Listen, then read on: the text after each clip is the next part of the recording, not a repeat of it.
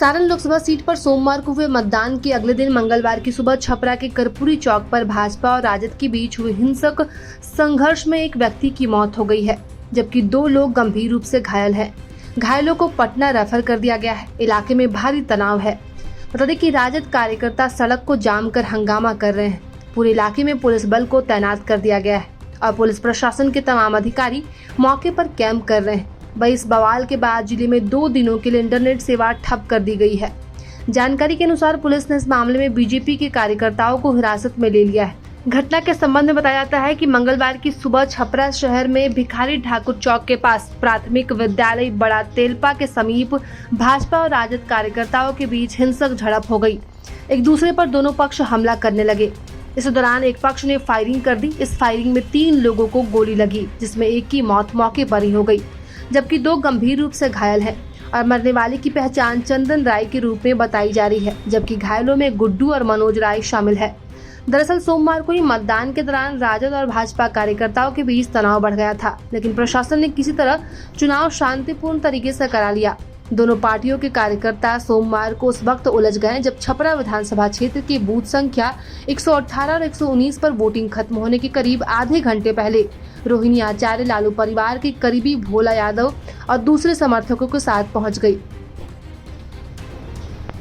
Saran Lok Sabha seat पर सोमवार को हुए मतदान के अगले दिन मंगलवार की सुबह छपरा के कर्पूरी चौक पर भाजपा और राजद के बीच हुए हिंसक संघर्ष में एक व्यक्ति की मौत हो गई है, जबकि 2 लोग गंभीर रूप से घायल हैं।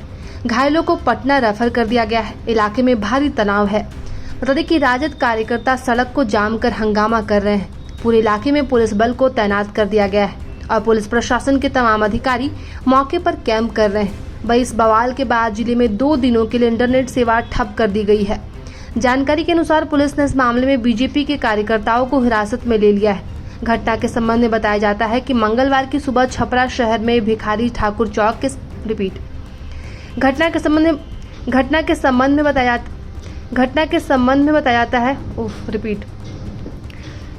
संबंध में बताया जाता है कि मंगलवार की सुबह छपरा शहर में भिखारी ठाकुर चौक के पास प्राथमिक विद्यालय बड़ा तेलपा के समीप भाजपा और राजद कार्यकर्ताओं के बीच हिंसक झड़प हो गई। एक दूसरे पर दोनों पक्ष हमला करने लगे। इस दौरान एक पक्ष ने फायरिंग कर दी। इस फायरिंग में 3 लोगों को गोली लगी, जिसमें एक की मौत मौके पर ही हो गई, जबकि 2 गंभीर रूप से घायल हैं और मरने वाले की पहचान चंदन राय के रूप में बताई जा रही है, जबकि घायलों में गुड्डू और मनोज राय शामिल है।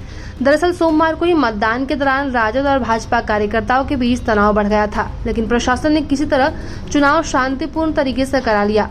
दोनों पार्टियों के कार्यकर्ता सोमवार को उस वक्त उलझ गए जब छपरा विधानसभा क्षेत्र की बूथ संख्या 118 और 119 पर वोटिंग खत्म होने के करीब आधे घंटे पहले रोहिणी आचार्य लालू परिवार के करीबी भोला यादव और दूसरे समर्थकों के साथ पहुंच गई।